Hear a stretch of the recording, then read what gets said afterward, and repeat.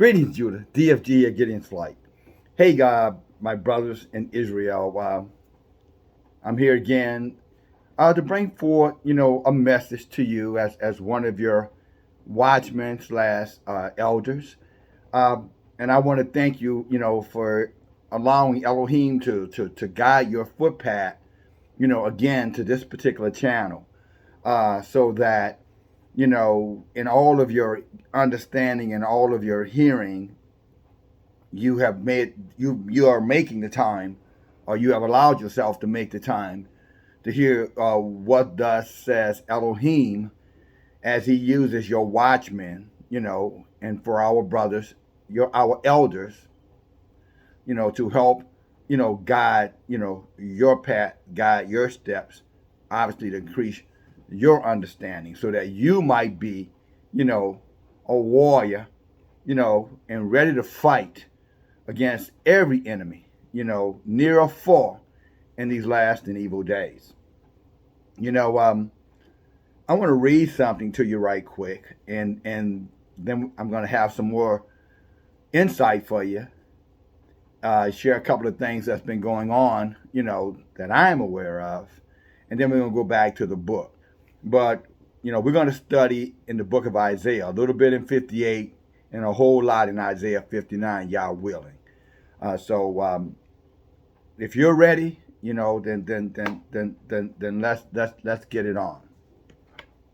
All right, Isaiah 58. Here's what our book tells us: cry aloud, my brothers, spare not. It says to us that we need to lift up our voice like a trumpet and show our people their transgressions, and the house of Jacob their sins. To me, that is a warrior's cry. That is a message to each and every one of us, to remind us that we're not supposed to be, little meek, mice, or dogs, that mice that are being led to all kind of snares and traps through goodies, or dogs that are being led around, by others, to manipulate and control, the path that Elohim has set for us. And this is important to understand, my brothers, in these times that we're in.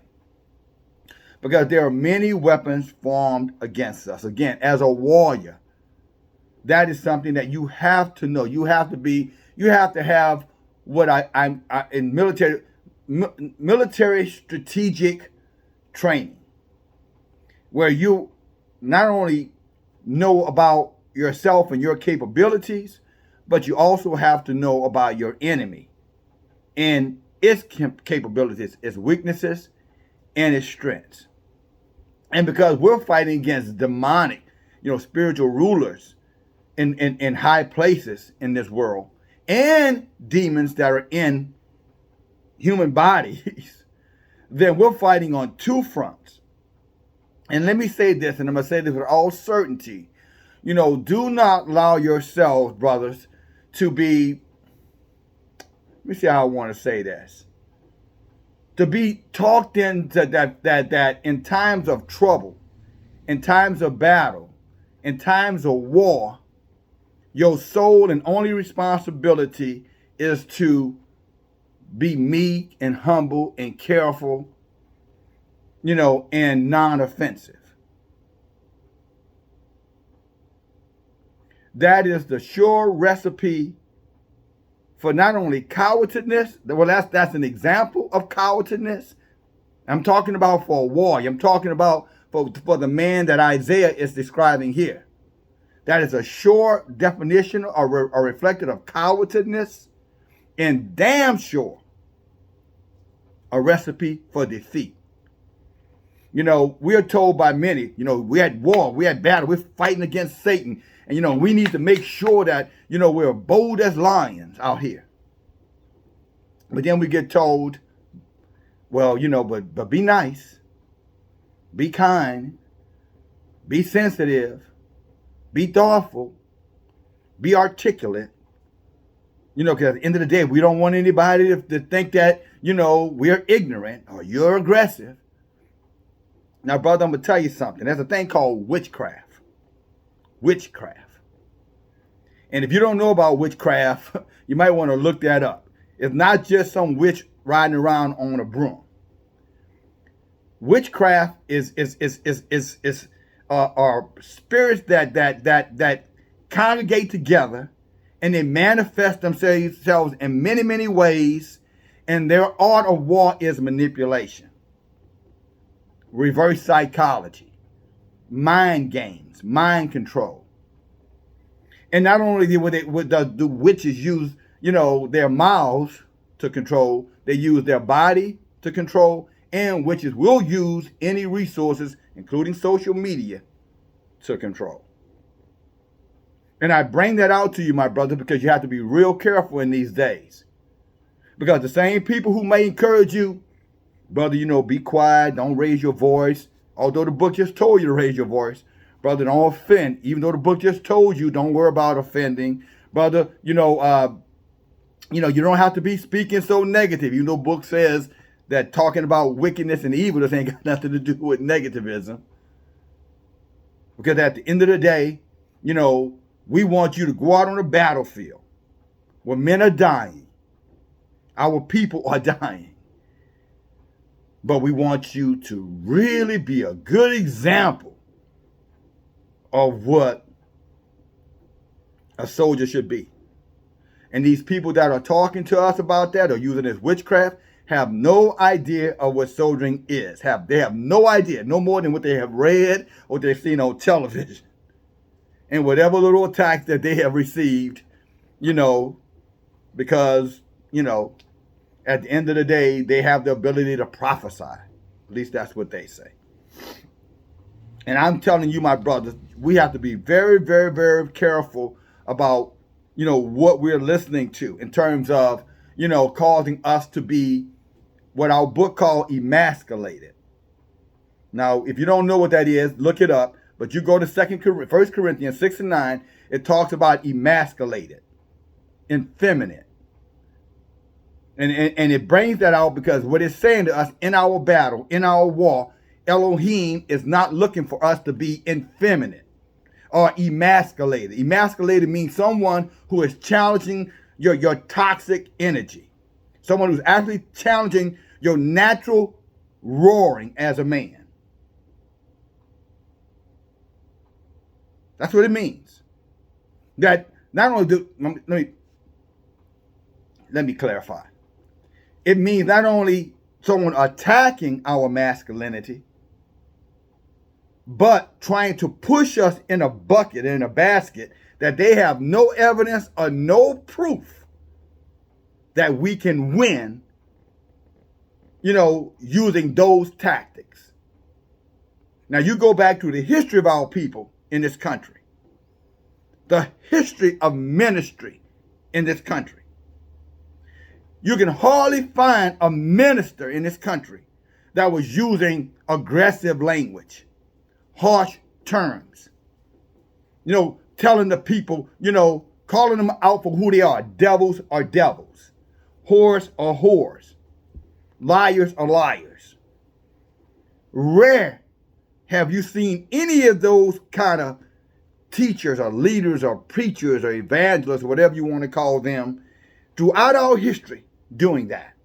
You'd have to go find some little hole in the wall, hole in this church, and you might hear somebody in there talking like that.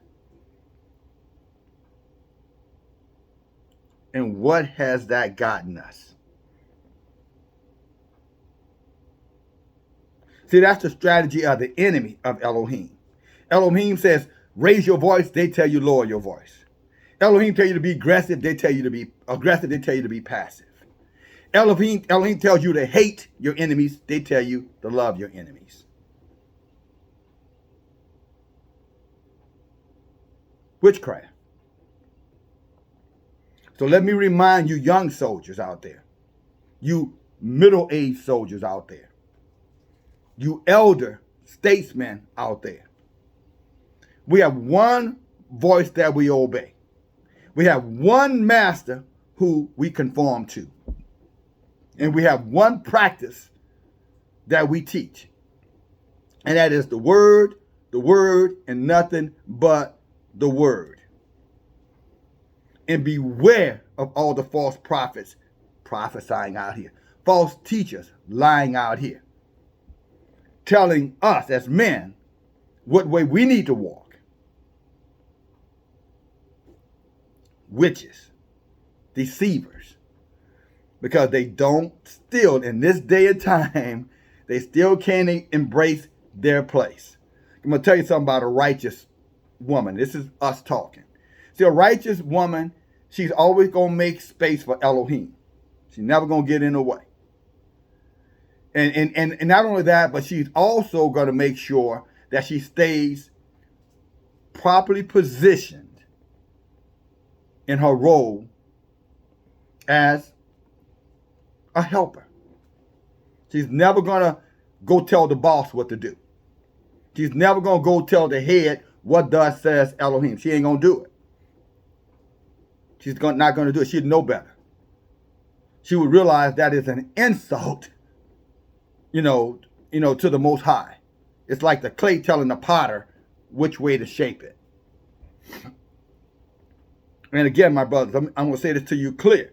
We're at war. We are in battles. We are instructed to be bold as lions, to be courageous, to be ready to fight, instant, in season, and out of season, especially as the days draw near. Maybe as an example or as a reminder, when you start talking about getting Yeshua, for example, when Yeshua felt that things were not happening and according to what the word said, our people's behavior was inappropriate in the temples. He did not stand outside the temple handing out flyers, reminding the people in the temple what the Torah said. That's not what he did. He did not have a peaceful protest around the temple, reminding the people of what the Torah said. He did not have a gathering of minds to philosophize. How do we have a peaceful demonstration? How do we walk in, love to deal with this particular problem that's going on in the temple? No, that's not what he did. What he did is he went in that temple and he turned over the tables. He took out a bullwhip and he literally beat them out of there, whipped them out of there. That's what he did.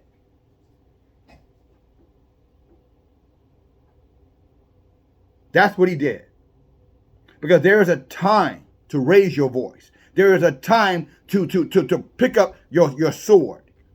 There is a time to use your shield to block off the lies and the misinformation, the sorcery, the idolatry. There's a time to gird yourself up, to protect your manhood.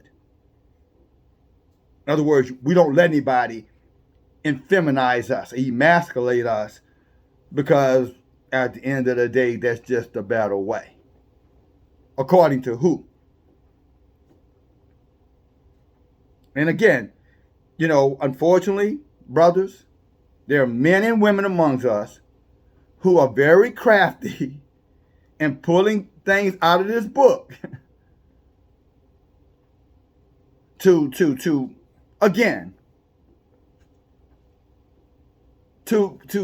put a mirror in front of you to say, see, I told you, see, this is what it says right here. Because what they're counting on is our inability to search the scriptures, or lack of desire to search the scriptures. And so they pull out little things, you know what I'm saying? And they throw this stuff out there at you, to get you off focus and get you starting to questioning yourselves. Wave-reminded is what James said. Wave-reminded, back and forth. I don't know which way to go. Well, the way to go is the way that our ancestors have taught us to go in battle. That's the way that we go. We don't go into battle laying our heads down on chopping blocks, or we don't go into battle, looking, to talk our enemy into loving us. Because after all, look at what a perfect example we are. And shouldn't we be loved? I mean, can you imagine, King David, when he was going up to fight the giant Goliath, and him going to him and said, Goliath, why are you using all that strong language? Goliath, why are you over there, talking about, Elohim like that? You shouldn't talk like that. You're not setting a good example. Or even worse, can you imagine David going up to Goliath and saying, Mr. Goliath, you're wrong. Again, I want you to know that I'm willing to do the will of Elohim, but put down your sword and and surrender, because if you don't, I'm gonna end up having to kill you. Well, maybe that would have worked for David. Maybe that would have worked for him. But there's no record that that's the way that confrontation went down. If you go back and you look in your book, 1 Samuel, you'll realize that David called him a filthy, uncircumcised Philistine. Let me say that to you again. David called him a filthy, uncircumcised, in other words, a dirty penis, Philistine, which means heathen.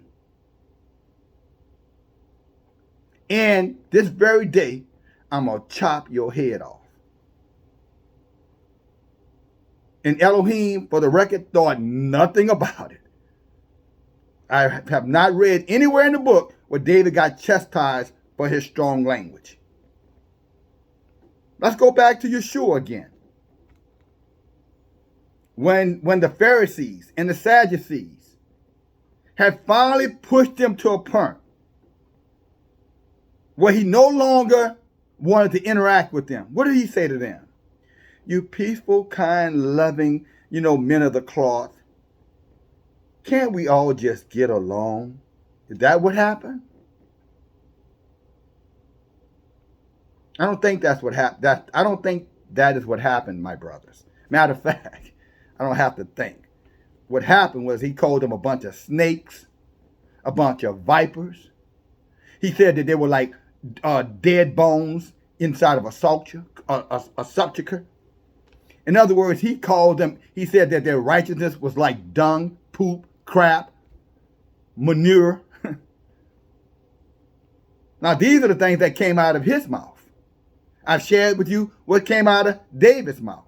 I shared with you the actions of David. I shared with you the actions. David did go over there and chop Goliath's head off aggressively.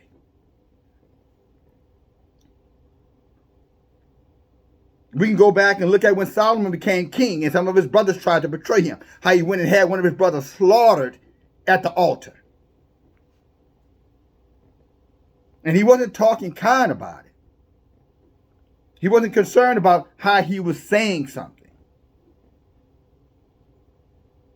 We are given a voice, a loud voice, a strong voice to warn off the enemy. We're not, instructed by Elohim to be passive. Oh, I know that they're again, the wannabe Bible scholars out there, for whoever they may be, men or women, they'll show you over there with love your enemies and do good to those. How do you know? How do they know? Where are their precepts for that? Oh, yeah, they'll take you to another epistle letter and another epistle letter and another epistle letter, duplicate letter. Or they'll take you to one book of the Brasor, to another book of the Brasor, another book of the... But where are your precepts in the Old Testament that they call? Better yet, let me say that correctly. Where is the witness in the Torah that our men were not bloody and vicious and fighters and killers when their enemy had come upon them, or when they were going out to battle. Where is that mercy there? There is no mercy there. Elohim did not share any mercy when he told Moses, go down there and see what these heathens are doing, when he was up in the mount getting the Torah. He said, you go down there. And every last one of them that's down there, practicing wickedness, I want you to kill them. When Aaron's two sons walked into the temple and lit strange fire in that temple, he didn't think twice about killing them. Eli's sons, who were whoring in the temple, didn't think twice about it. See, Elohim is not interested in our emotions, my brothers. That's not our place to get caught up in, again, spending more time on what we're saying and not enough time on what we should be doing. See, that's religion 101. Talk a good talk, but when it comes down to fighting, don't threaten nobody. Don't give anybody the impression that you're angry. No. You need to be meek and harmless as a dove. They somehow conveniently leave out the part that says, be wise as the serpent. Because see, that serpent that Elohim told us that we need to be mindful of and be as wise as it is, it's a killer. And it doesn't go around practicing warm, sweet, fluffy, words, love letters to their enemies. It doesn't focus on, love messages. And I'm going to say something. If there's any sisters listening in, let me say this to you. The serpent women do not tell their husband to take it easy on the enemy. Well, when you go out there, and get them nigras who looked at me in the eye, or those nigras who whistled at me in the store, or the nigras who are falsely accused of raping me. When you go out there and deal with them, be nice now. Don't use no vulgarity. Don't use no hostile words. Don't do anything like that. Just go over there and knock on the door and ask them to come out and, and question them, and then go take them on to jail, and then we'll let the courts, we'll let them have their day in court. And if they're guilty, then we'll deal with that. No, that's not, what the serpent's women said. They told go out there and get him and kill him fast. Burn him, kill him, slaughter him. If you love me, you go out there and you show me your love through your violence. Now, I know somebody be saying, well, what are you saying, DFG? Are you encouraging violence? I'm telling you that our enemy is a violent enemy, and our book says that there's war in Elohim's kingdom, and the violent amongst us take it by force. And when you start talking violence, there's no love talking no violence. And whether it be our sisters over there, bringing forth these kind of messages in times of war, or whether it be the clergymen over here, teaching these kind of messages in times of war, I'm telling you, both of them are equally wrong. And I'm telling you, brothers, don't listen to them.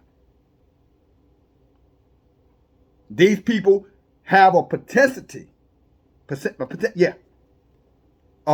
betray you, to betray us. They don't recognize it. They feel like they're doing right. No, this is the right way to go. But our book said there's a way that seemeth right to a man, but the end thereof is the ways of death. We don't let our feelings or our thoughts or our ideas or the perception of us determine what we do in according to what Elohim instructs us to do in times of war. Let me read this to you again. This is our war cry, brothers. Raise your voice. Stand up. Erect. Masculine. Sound off like a trumpet. Tell your people exactly what their transgressions are. Don't spare. Don't spare them.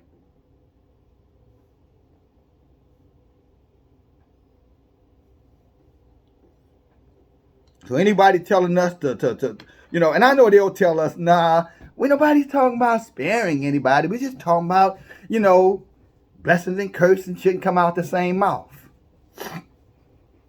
Well, I'm going to tell all of you out there, all of those out there who are saying that, I want precepts. I want to see action precepts. I want to see stories. I don't want to hear your proverb. I don't want to hear your psalm. I don't want to hear your gospel. I don't want to hear your epistle. I want you to take us through the battles of our men. And show us through the battles of our men where our interest was accommodating our enemies by being a perfect example to them in war. I want you to show us this. I want you to show it to us. And again, this is not an attack on you. It's an attack on the spirit. That spirit that says, it's time for, the Israelite man to be the example for all men when he's constantly trying to be that example by being manipulated by the church, being manipulated by the so-called peace lovers in our, who taking pieces out of our book and applying it inappropriately. I think about, Eve in the garden. I wonder what that conversation was like between her and Adam when it came down to encourage him to transgress. I wonder how that conversation went. I wonder how much attention he gave to her when she was telling him, hey, look, I did it. It's working for me. This is what I think. I do know this. However that conversation went, Adam was held fully accountable for how you say, accommodating her, for lack of a better word. Fully accountable. He even got told she's being deceived, but you were not deceived.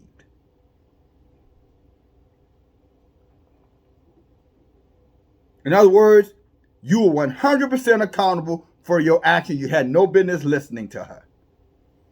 I didn't give her the commandment. I gave it to you. And I'm saying it to you, my brothers. Remember who the commandment comes from. We are warriors at war in the fight for our very souls, the souls of our children. We are in no place, this is no time for anybody to be walking us back with minor things about how one of us says something.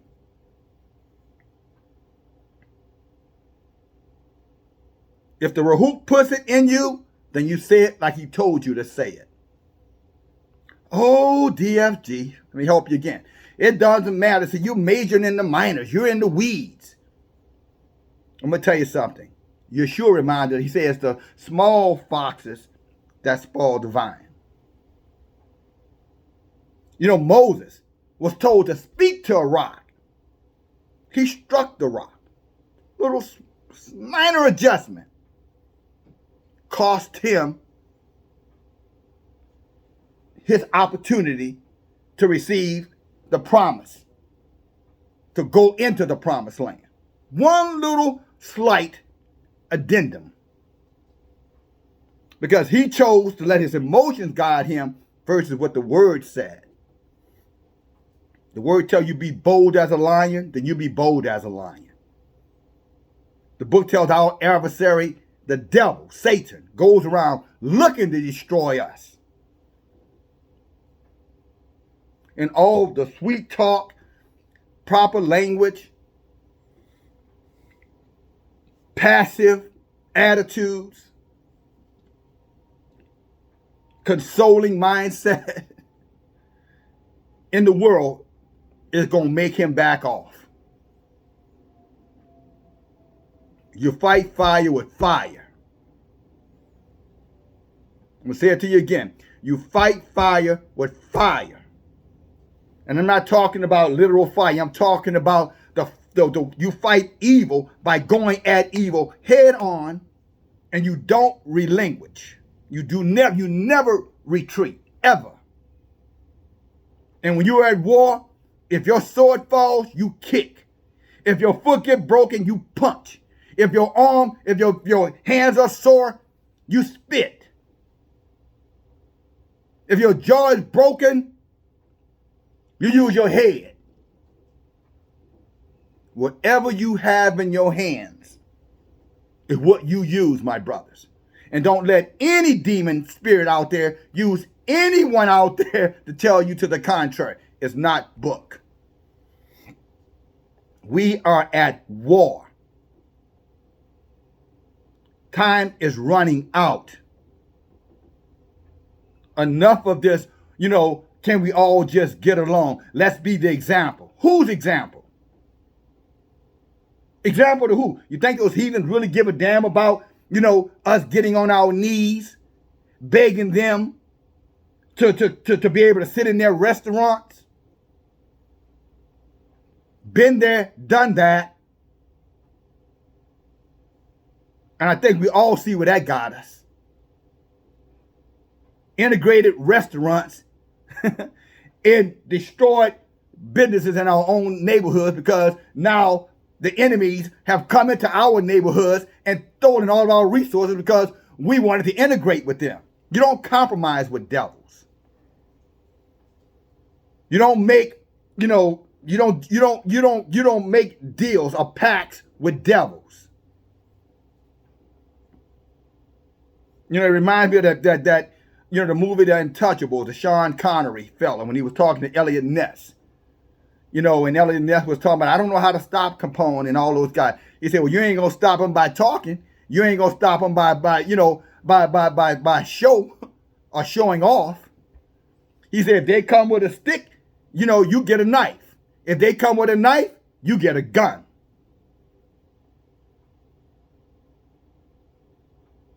That's how we win. That's how we fight, and we fight back. And I'm going to tell any of you brothers, if you've got an Ashaya woman, whatever you call, and she's sitting over there in your ear telling you to calm down, get rid of her. Shut her down. Because had Adam did that with Eve, who knows what our situation would be here today? Or Ahab did that with Jezebel, who knows what our situation would be today? If Abraham had did it with Sarah, who knows what our situation would be today? I suspect a whole lot different than what we're dealing with right now. When the mother of Yeshua came to him and said, hey, we need to get more. He said, woman, be quiet. What are you talking about? Did I ask for your opinion?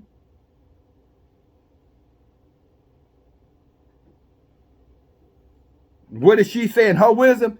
Be quiet and do what he says. But see, the spirit that's among us now, it doesn't want to be quiet. It doesn't want to stay and play in its role. Focus, operate in its role. Or her role, better say it. It wants to be in her role, but it wants to overflow into the role of the man. And many of you brothers are listening. Never stopping to assess and evaluate.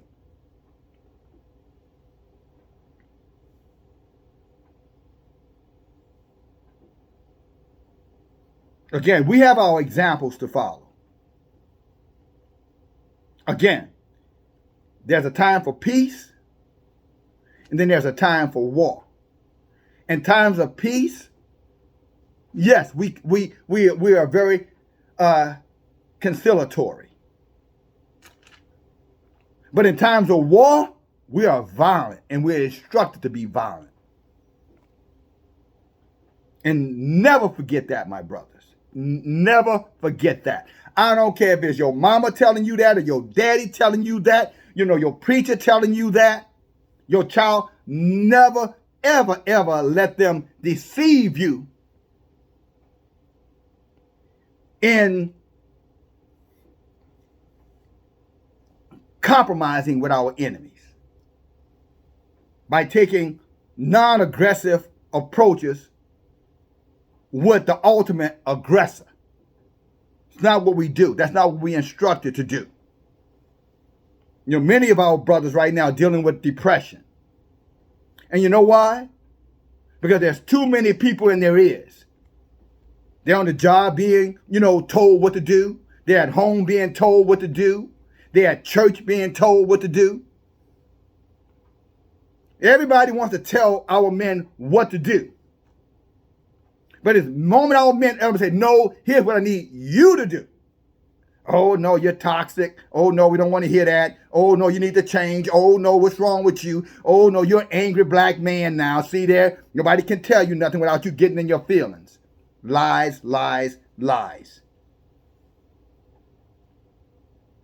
Many of our men are depressed because they don't feel genuine encouragement.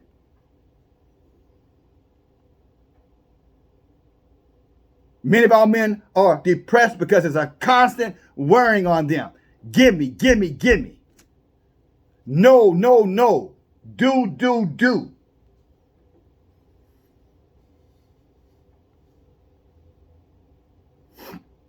And brother, I'm going to tell you, if you keep listening, then expect the same thing that happened to those weak men I told you about.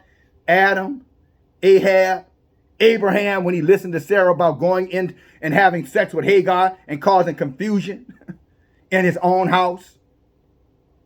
Jezebel, or Ahab, when he listened to Jezebel. If I didn't say that already, I'll say it again, because that's one that probably deserves to be repeated twice.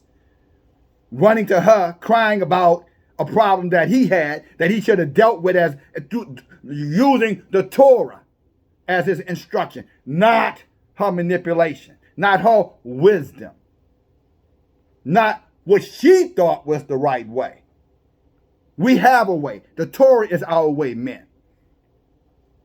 And any righteous woman, I'm going to say this clear. If they're listening in, okay, good. I'm glad you hear it too, sister. Any righteous woman is never going to challenge the masculinity of her man. She's not even going to open up her mouth to tell that man which way he needs to walk before Elohim. She would know better. That's strange fire. I'm going to say it again. That is strange fire. And brothers, if you listen, then you deserve what you get.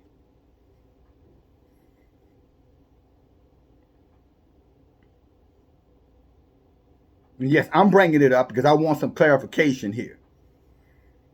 I am a warrior. I am a soldier. I am trying to recruit other warriors and other soldiers. Not interested in what our sisters are talking about when we're at war. No, just do us a favor and just make sure the things that we need when we return home are there for us. How about that? How about making sure when we come off the battlefield, your arms are open to us and there's a hot meal and the children are well behaved? How about that? Oh, then again, I forgot. That's not your role anymore. You have two roles. You like the Baphomet. You man and woman. Yeah, I'm going to do my part, but I'm going to tell you what your part is too. Not if he's a masculine man, you aren't. Not if he's Elohim man, you aren't. So brothers, I'm going to say it again to you. We're at war. And you're depressed, many of you. I've been there. Sometimes I'm momentarily there. And I know what that oppression is. That oppression is a spiritual war that's trying to tell me, no matter what I do, it's never going to be enough. And when I look for support and encouragement from my helper, it's a 50-50 there. She might be there or she might not be there. She might be loving my enemy, or she might not be loving my enemy. She might be loving me, but winking at my enemy, saying, you know, we good. I don't hate you. My man, you know what I'm saying? I love him, but I don't hate you. And if he ever leaves me, I'll send my number over to you.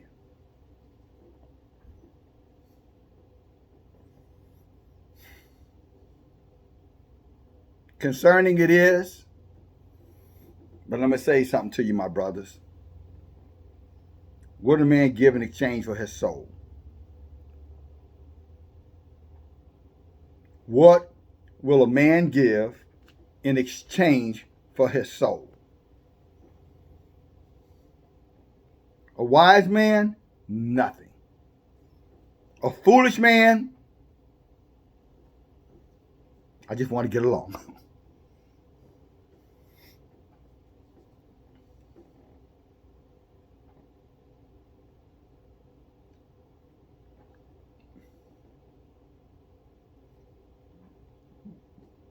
I sit here, you know, in reflection, and as I think about what I'm saying, it becomes very difficult, you know, to okay, to want to keep on fighting for our people.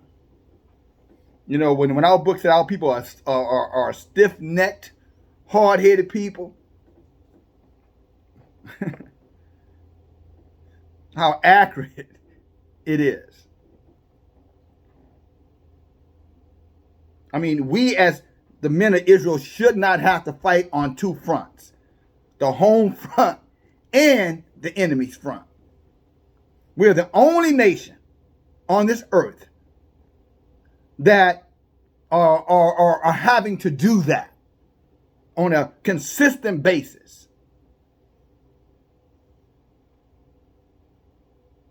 Our enemies, women, whether they agree with their men or not, you're never going to hear them chastising their men in any kind of way. If I'm wrong, prove it. Prove it. Prove it. I think about Les Moonves. I think he was the executive CEO for, I think it was NBC. Connie, what's her name? The Asian lady. I think she was on The View, one of those programs. And when they found out that Les Moonves, first of all, this woman was Me Tooing it her behind off. If anybody, man, got caught harassing a woman, or if it came up that he sexually did something to manipulate that woman or whatever, she was a big advocate. And then when it came out that her husband was guilty of it, homegirl was quiet as a church mouse pissing on cotton. And not only was she quiet about it, guess what? She resigned her position and said she's sticking with her man. It was none of this, oh, I'm done with him. He's riding. He's no good. He should be none of that. None of that. But you let one of our men do something, our women, the first one to come out there attacking them. Look at the entertainment industry. You let one of these, even though they're devil worshipers and agents of Satan, but you let one of these men get into any kind of situation with one of these women. These women are telling that business so fast. The man, by the time he can, whatever act of wickedness that he has done, before he can get from the bathtub to the bedroom, the whole world knows about it. Because she's going to tell it. And she's going to make sure the whole world knows that she is not loyal to him, and that at the end of the day, he should have listened to her. Because that's the nature of a divided kingdom.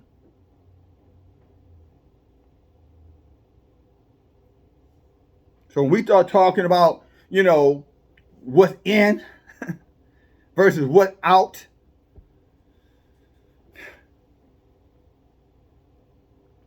what's in Israel is rebellion. What's in Israel is contradiction. Which causes frustration, anxiety, depression, and ultimately a spirit of surrender, who some call suicide. And that ought not be. my brothers. That ought not be. And if there's any sisters there, let me remind you of something here. Again, men talk about things that are important to men. When will you ever give us the respect to have these conversations and stay out of it? When? When will you ever take the position it is not your position to chastise your men? When?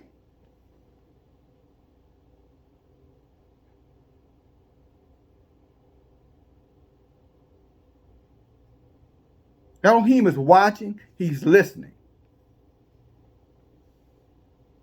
Let the older women teach the younger women. Let the women teach their children. But I have seen nowhere in here let the women direct the men. That's not in the book. But I know that doesn't matter to many of you. Because at the end of the day, you're kind of one of those, what they would call undercover feminists. I'm not a feminist. We sure sound like one. I hate the enemy too. You sure seem to be bartering with one. I support my man. You sure seem to be outing him publicly.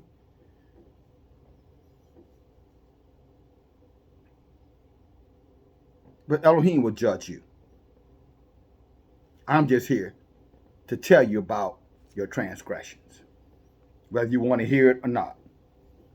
And for you men, again, understand clearly, a lot of the burden that you're carrying is because you're listening to all the wrong people. You have not insulated yourself. You have not put on the weaponry of war. You're thinking like a civilian when you're a soldier. In times of war, all rules are done away with. It's life or death. We're at war. We don't need etiquette right now. The last thing we need is etiquette. Our enemy needs to know that we're here to fight now. We have arrived. That's what our enemies need to clearly understand. That we not only are we angry, not only are we violent, not only are we resilient, but we are the men of the Creator. And in the end, we shall be victorious. But there will be war. There will be bloodshed. Many will die.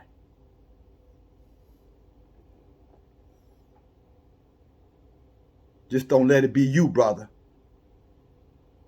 with your sword, still in its sheath, because you didn't want to be aggressive or perceived to be being overly toxic. What's the saying? I'd rather die on my feet than live on my knees.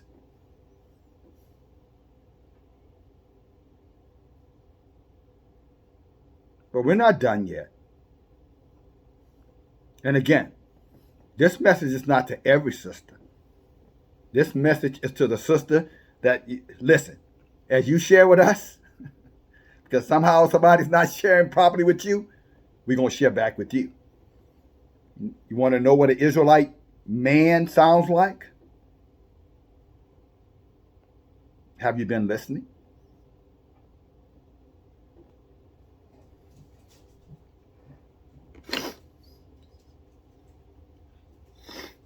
The book of Isaiah. Start reading at chapter 59. Praise Yah.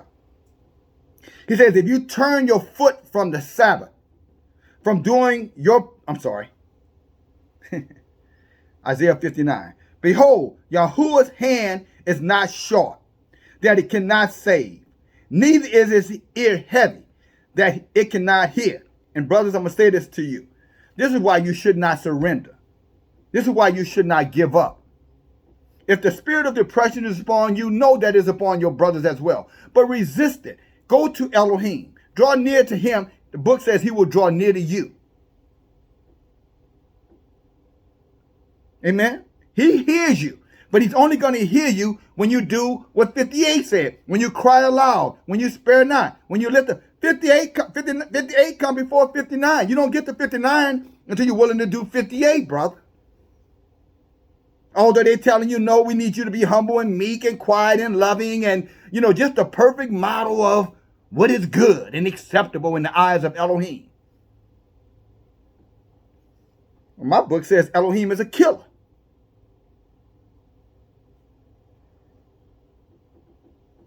Really? I wonder who's telling us it's time for love. Or the appearance of love, because after all, whatever's in a man, what comes out of him. Thought he was talking about adultery and lying, selfishness, high-mindedness, arrogance. I didn't think it had anything to do with the strength and the character of a warrior.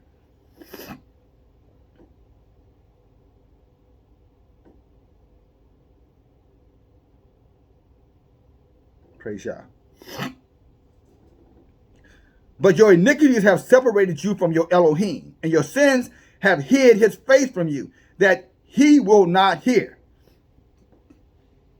For your hands are defiled with blood, and your fingers with the iniquity. Your lips have spoken lies. Your tongue has muttered perversiveness. What is perversiveness? Pervertiveness. Saying that it's okay not to obey the Torah. That's perversion. That's pervertedness at its highest degree. Embracing, anti-life lifestyles, homosexuality, killing of babies, transgenderism, putting things in your body that could cause you to be sterile, putting things in your body that could cause your mind to be influenced in the wrong way because you've been juiced up with drugs that were not even authorized by the heathens. They were authorized by them, but not vetted by them. They already said, hey, we'll let you know in about another 10, 15, 20 years, what we did to you. And you're good with that. That's a perverted mind. Sleeping with children. Rebelling against your men.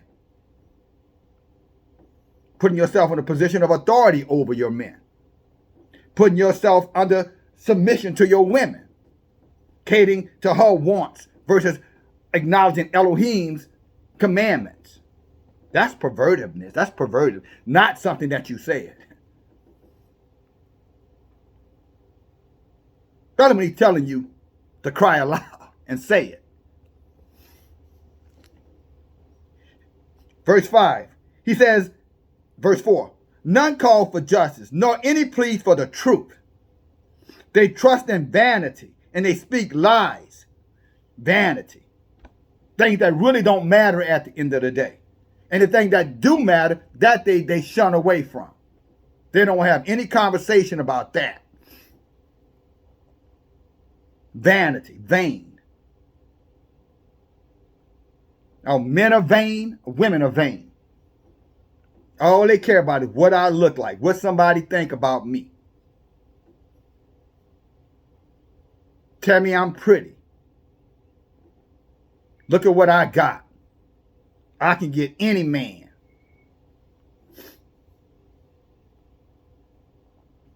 After all, check out my OnlyFans page and see how I put my behind where I poop out of, and I use my behind to attract you that I poop out of, that's sitting there as a seat for my feces to come out. But after all, don't you love it? Isn't it big and fine? Don't you just love my butt? Yeah, the place I poop from. Let me show it to you again in case you missed it. And like dogs, many of our men chase after it. Vanity.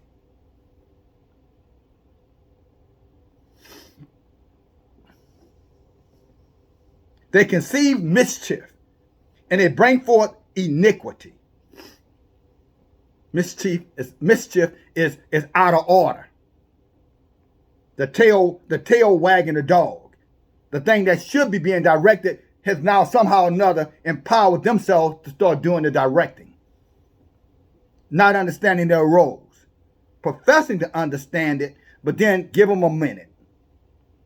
Give them a minute. You'll see who's running the house.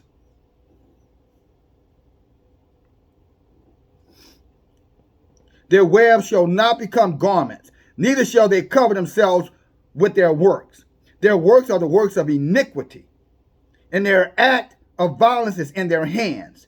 Their feet run to do evil, and they make haste to shed innocent blood. Their thoughts are the thoughts of iniquity, wasting and destruction. Wasting and destruction. Wasting and destructions are in their paths. The way of peace they know not, and there is no judgment in their goings. They have made their crooked paths straight. Whosoever goes to end shall not know peace. In other words, you listening to these wicked ones out there, these encouragers of iniquity, says you're not going to have no peace. None, brother. And that's why many of us are dealing with depression. Because again, we're listening to everyone except for Elohim.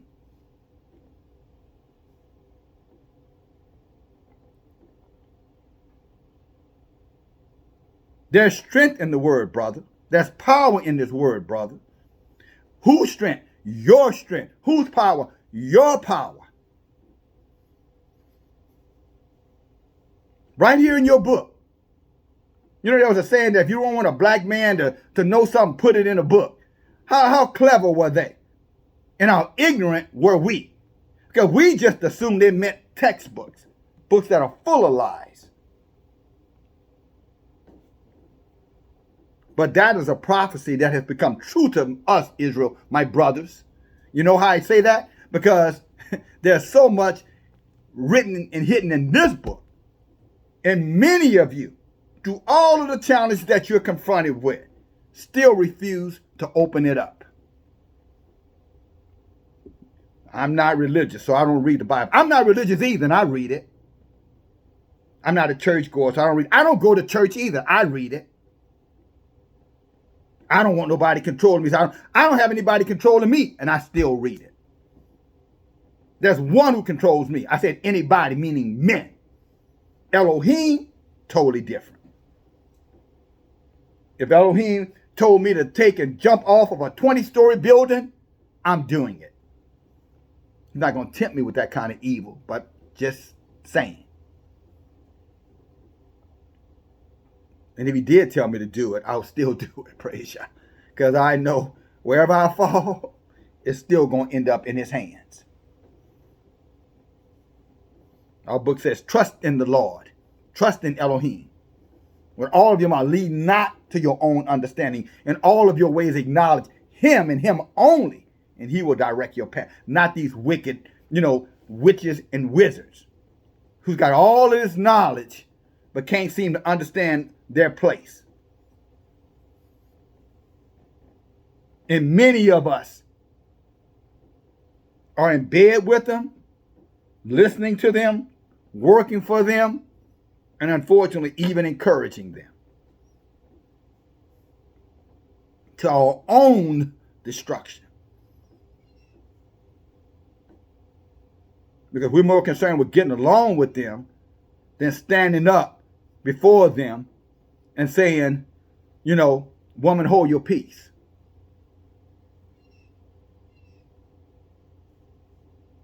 Brother, hold your peace.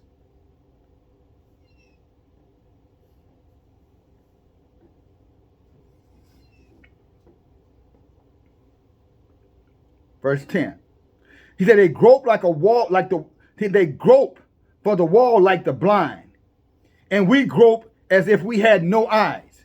We stumble at noonday and at night. We are in desolate places as dead men.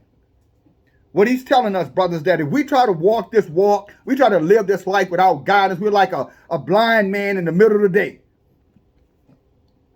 Noonday. Doesn't matter how light it is. If you're blind, you're still not going to see. You're still going to fall and stumble. He said we're like men in a desert who are dead.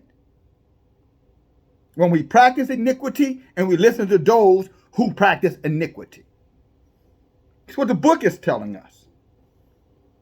Our depression starts within and then it works without. But unfortunately, what's in is being controlled from what's out. And what's out is telling us we're not enough. We love you, we love you, we love you, but calm yourself down. Really?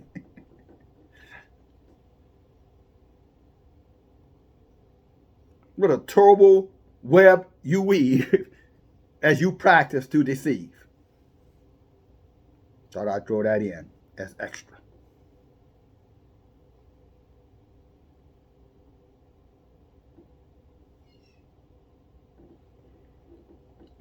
Let's continue. And brothers, stay on, because I'm going to show you something. And sisters, if you're there, you might want to listen to the rest of what I have to say. Because I am almost 100% sure, 99.9% sure, many of you are in your feelings. Now, you weren't in your feelings when you were giving us direction. But now that you're getting chastisement, now you're in your feelings. Oh, I don't agree. Okay. Why am I not surprised? Why aren't I surprised that you don't agree?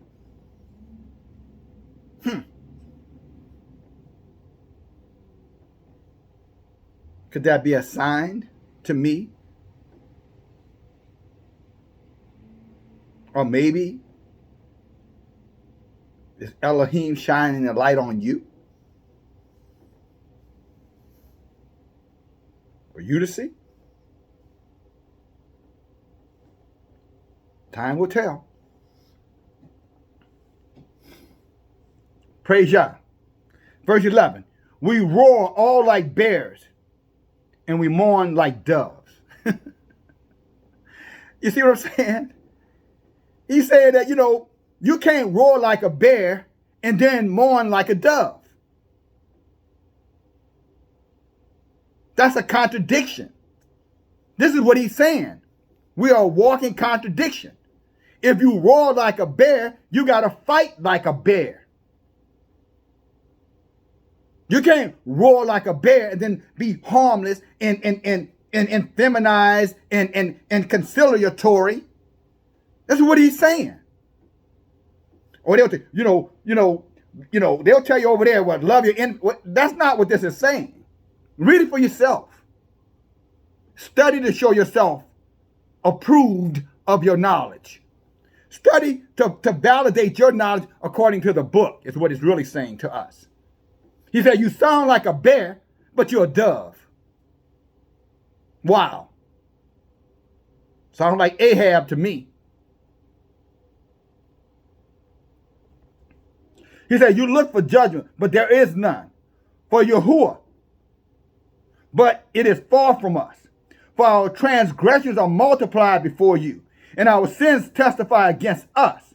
For our transgressions are with us. And as for our iniquities, we know them. See, there is a knowledge about right and wrong in Israel that is very, very easily understood. But because we reject the truth, we don't want to hear the truth. I heard someone use the word serial. How did they say this? They called it serial monogamy. Like a serial killer. They said many of our men, many of our women are serial monogamists. Well, I don't practice polygamy. I practice monogamy. But if you know what? If this one don't work, I'll get me another. Like a serial killer, you're a serial monogamist. And that's how we are before Elohim. If I don't like what Elohim says, I'll find me another God who can accommodate what I want. Serial idolaters.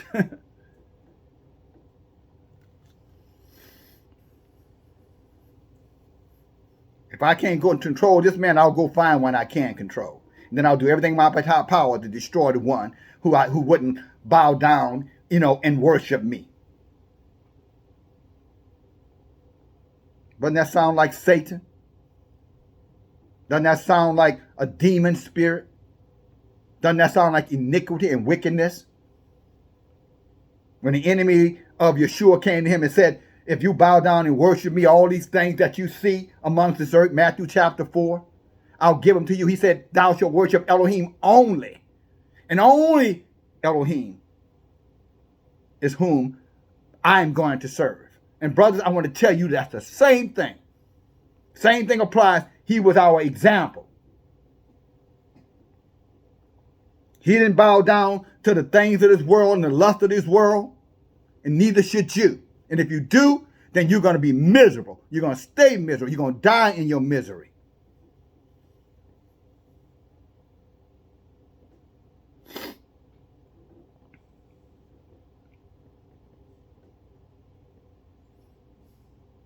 Verse 13 says, in transgressing and lying, telling lies against Yahuwah, and departing away from our Elohim, speaking oppression and revolt, conceiving and uttering from the heart words of falsehood. Lies. People telling us lies and we're listening to them. I'm a prophet. I'm prophesying. I had a dream last night. Elohim told me to tell the men what they should be doing. And I'm a woman. But I know Elohim is talking to me. You might be talking to your sister, but I'm not sure you're listening.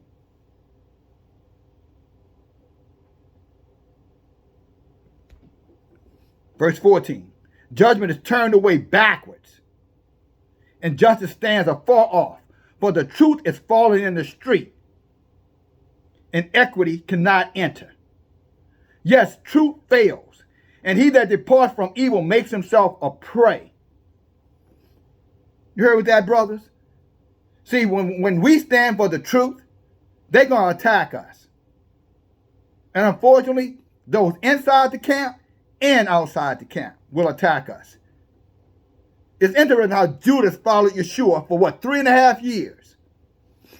And yet he was an enemy. He was a disciple, one of the 12, but he still was a devil. Why? Because he cared about the things of this world and not about the kingdom of Elohim. He cared about the order of man and not the order of Elohim, which is clearly written in the scriptures and clearly written in the Torah for all of us to follow. But like so many, you know what I'm saying? We use the scripture like the old saying, eat the meat and spit out the bones. That's the way we take the scripture and the Torah. Well, I'll do what I was okay, what I feel comfortable doing. But if it makes me feel uncomfortable, I'm not doing it. And if y'all don't agree with me, y'all all going to hell. Wow.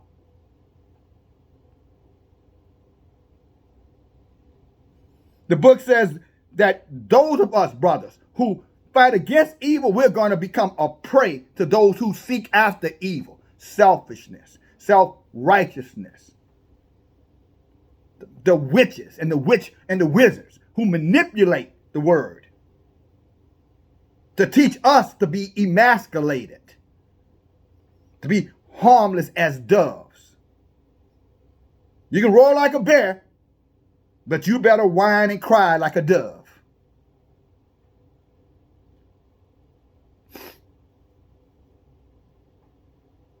The thief come to steal, kill, and destroy, my brothers.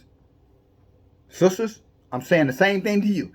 The enemy of man comes to steal, kill, and destroy. And it's time to wake up to that truth.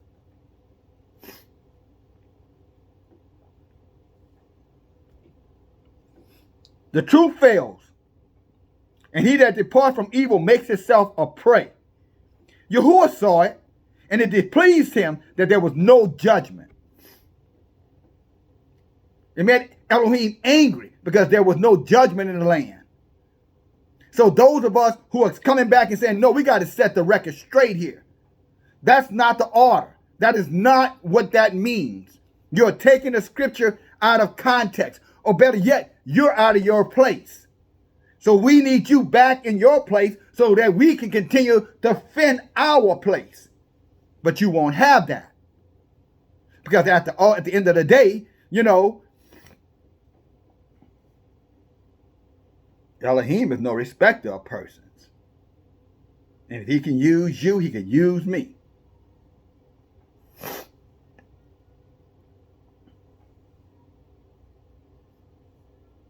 I don't know. Maybe you need to go back and read the commandments. The 10. Matter of fact, maybe you need to go read the 10. Thou shalt not covet a man ox, a man, horse, a man tractor, or a man's woman. There's something in there for you to understand, dear sisters. Brothers, you too. The head of the woman is the man, not the other way around. And there's no equity there. It's what the word says. If Elohim says you belong to the man and not the other way around, sister, like it or not, you'll deal with that later on. Just stay in your rebellion. You'll regret it. And then some of you sisters probably saying, you know what? I agree with you, DFG. I don't have no problem with you saying. I don't have no problem with you saying. I'm staying right where he tell me, right under my man or my covering.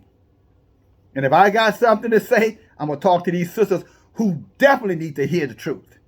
And I'm going to leave the talking to the brothers up to y'all.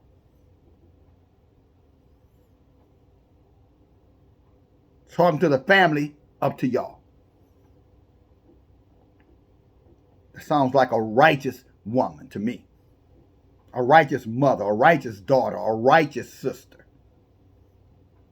According to Elohim too, I might add. And he saw that there was no man, and he wondered that there was no intercessors. Therefore his arm brought salvation unto him, and his righteousness, it sustained him.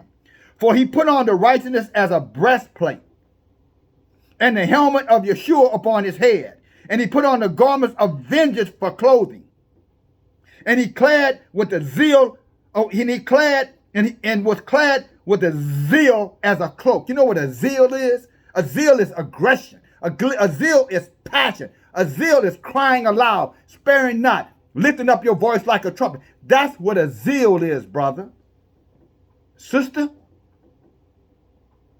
you too. That's what a zeal is. He told him to put on garments for vengeance. What do you think that means? We're supposed to be fighting back. Not doing some kind of kumbaya. Why can't we all get along? Why can't we just be about love and kindness and consideration and tolerance? But we want to consider the word of Elohim. We're going to consider everything else, but when it comes down to considering the word of Elohim, nah, that's not necessary. That's too aggressive. That's too toxic. At the end of the day, you know what I'm saying? Everybody's watching. Well, we want them to be watching. They need to be watching. Our book tells us to be a light, to make sure we're seen and heard and felt.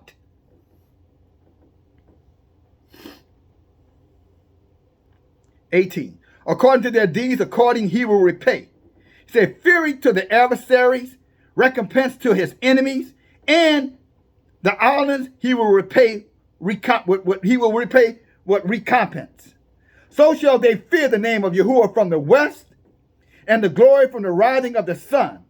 When the enemy shall come in like a flood, the Rahuk Yahuwah shall lift up a standard against them.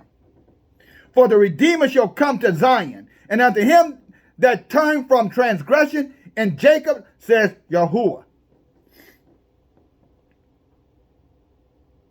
Transgression is anything that goes against the Torah, including order in our homes, including order amongst our people, hierarchy, a way of doing things, a structure, processes, levels.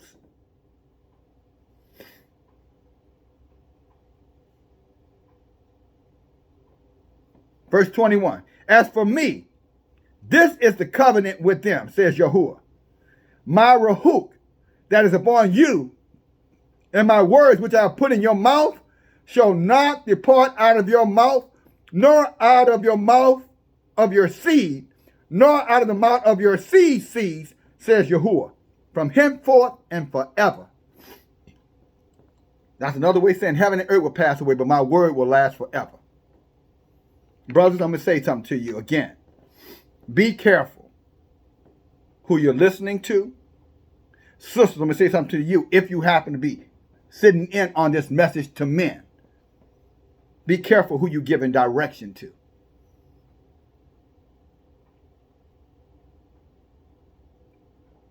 Well, should I be giving direction to anybody, DFG?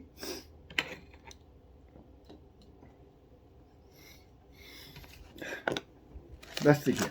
Why don't you come? Why don't you follow along? If this is for the sister, brother, if you want to, if there's a sister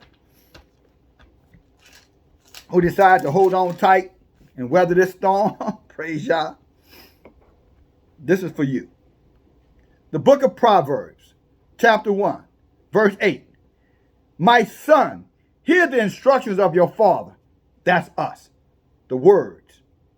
The words. And forsake not the Torah of your mother. That's for you. For the children. You are responsible, sister, for being obedient to the Torah in every sense of the word.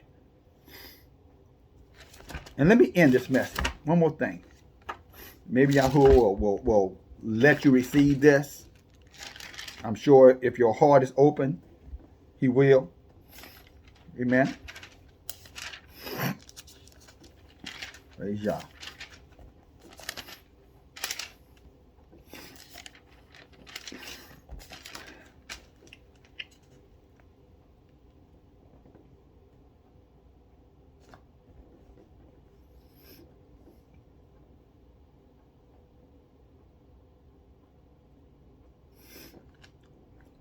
Deuteronomy chapter 5, verse 21. It says, neither shall you lust after your neighbor's woman, neither shall you lust after your neighbor's house, his field, his manservant, his maidservant, his ox, his ass, or anything that is your neighbor's.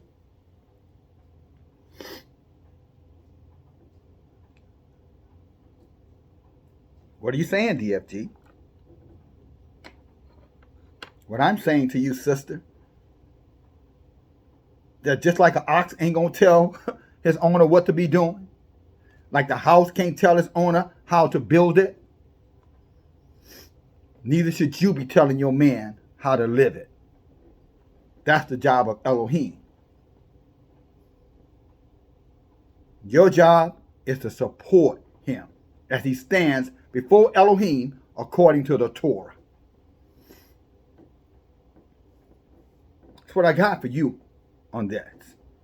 The rest, brothers, I've shared it with you. If you're dealing with oppression, depression, obsession, all that is Yahuwah telling you you need to draw closer to him. In other words, you need to stop practicing wickedness and iniquity. That you need to draw closer to him, and he'll draw closer to you. That he will strengthen you. He will break the yokes off of you. He'll knock the chains off of you, and he'll get rid of all of your enemies, one way or another. And I do mean every tongue that rises up against you. Every tongue. The tongue of your bosses at work, if you want to call them that. The tongue of the people in your home, your woman's tongue. The tongue of your children. The tongue of your parents. Any tongue that rises up against you, he's going to judge them. In other words, he will deal with them. And when he deals with them, that judgment is going to be violent, and it's going to be eternal. So we don't have anything to fear except for being disobedient to the word. And I pray that y'all will cover up your ears to the lies out there, to the manipulators out there, to the controllers, the man stealers out there. I pray that Elohim will protect your ears, in other words, your heart, from the misinformation. We're at war. We're at war. We're at the end of days. This is not the time to be walking around passive, non-aggressive, effeminate, marginalized. And maybe, I know I said the last I would give you. Here's one more thing, brother. Mark this one down. Mark it down. Because if we refuse to stand up and be men, and that means we listen to Elohim and Elohim only. If we refuse or continue to refuse to stand up to be men, this is what Elohim says. 1 Corinthians chapter 6, verse 9. Know you not that the unrighteous shall not inherit the kingdom of Yahuwah? Don't you know that? He's saying, look, if you don't know it, now you're going to know this. He says this, be not deceived, neither fornicators, idolaters, the breakers of wedlock, sodomites, that's homosexual, nor the abuse themselves with mankind, nor thieves, nor covetous, nor drunkards, nor revilers, nor extortioners shall enter the kingdom of heaven. See that word, sodomite? That's another word from emasculated and effeminate. You got physical homosexual sodomites, and you got spiritual sodomites. In other words, you're a man thinking like a woman, behaving like a woman. Adam was a spiritual sodomite. Ahab, a spiritual sodomite. And any other wretched man. Hell, Samson was a spiritual sodomite for a moment, because he listened to that wicked woman or women and then found himself blinded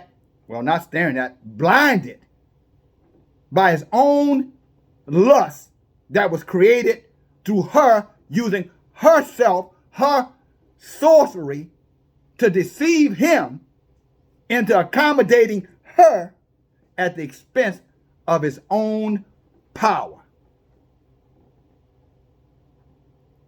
Don't do it, brothers. Don't listen. The book says resist the devil in any form he might present himself in, including a female. DFG, love you, brothers. I hope your heart is open. If you're struggling with depression, that's nothing but demons, brothers. Oppression, demons. You feel like you're being possessed, demons.